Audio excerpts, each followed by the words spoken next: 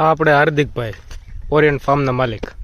આ બે પર ઓલા બે બરોબર આવી બાપા આંબા કરાય ને આંબા કરાય ને આંબા વવાય ને એમ વવાઈને શું વાંધો છે બરોબર વાવી દેવાય તું કરે બીજા કરતા આમાં ફાયદો થાય કે બીજા કરતા હું કહું આ બેઠી આવે બરોબર બેઠી આવે થાય બેઠી આવે કે એની યાર એક નો આવે તમે આમાં તમે 4 વર્ષ ધ્યાન રાખો 4 વર્ષ એટલે પછી હું બીજું કાંઈ પડી ગયા જૂના માણસો કે એનું માનો ભાઈ અને બગીચો ચાલુ કરો ખાલી.